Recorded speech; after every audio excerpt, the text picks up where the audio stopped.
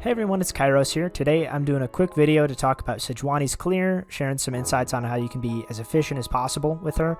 Also, I wanted to give a quick update on the channel. We're almost halfway to our monetization goal of 1,000 subs, so I just want to say a really big thank you to everyone watching, and I'm planning to have a giveaway at that point when we hit that milestone, most likely some combination of coaching sessions and riot points, so keep an eye on my channel for that, and let's get into the video.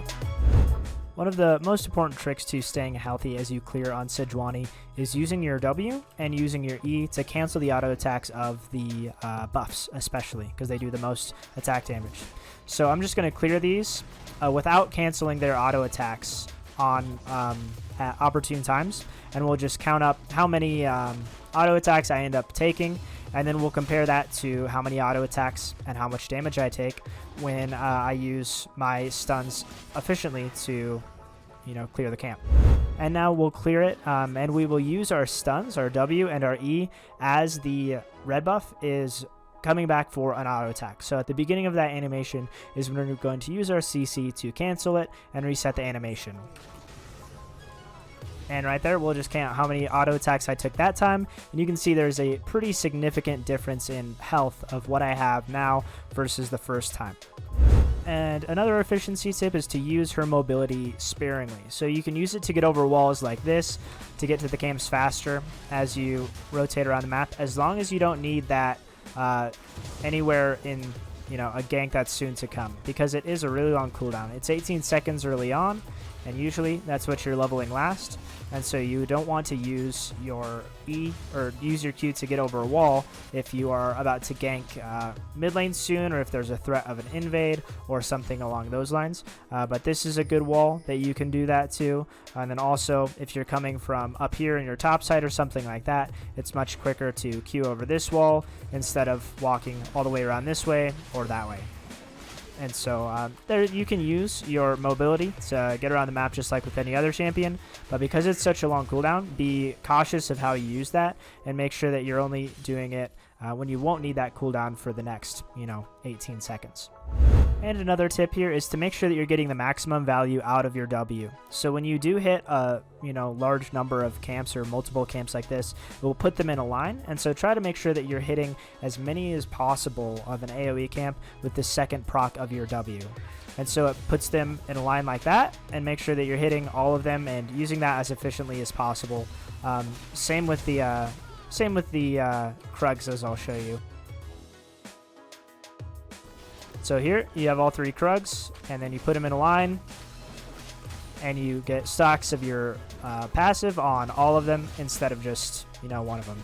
And then you can kill all the small ones much easier like that. Another tip for using Sejuani W is to remember that it pushes the camp away from you, and so I like to use this to push the camp towards where I'm pathing to next. So if I'm pathing onto my wolves after this after Grump, I'll come over here and push it that way using my W, and then that helps with my kiting actually, so it brings it more in this direction. Or if I was going up towards top lane, then I could push it back that way using my W as well. And so you can just use that as a tool to help you gain a little bit of distance. With jungling, that everything kind of adds up over time. So for example, if we're clearing this camp, then we're walking this way, then we'll push it away from us.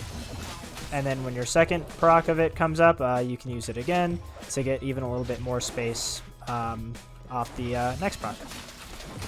And so that's just a little tip that you can use to save a little bit of time and efficiency as you're clearing between camps.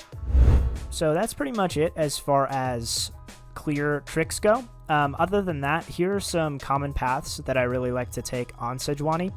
So if you're on the blue side, you can have different paths if you're attacking towards the top side. So some options that I really like are to get a leash on your red buff and then go up to blue buff and Grump. You actually take the Grump pretty well with your E. It does quite a bit of damage to single targets. And then another option is to do red buff, wolves, to do red buff, raptors, wolves, blue, and then into a gank top. And so you have that 4 camp clear option. If you're pathing towards the bottom side, you can do a few different paths. So you can do the inverse of that, of start blue buff, wolves, raptors, red into a gank, or you could do blue buff, gromp, red buff into a gank. But my personal favorite, if you're trying to impact the bot side while you're on blue side, is to do blue buff, red buff, Krugs into a gank. So that's a pretty wide range of clear options that you have on Sejuani for the first clear, really dependent on which lane you want to impact. I hope this video has been informative for you guys. If it is helpful, I'd love if you could subscribe and just leave a comment with something new that you learned. A lot of these concepts apply to other champions. So thanks for stopping by, and I will see you in the next video.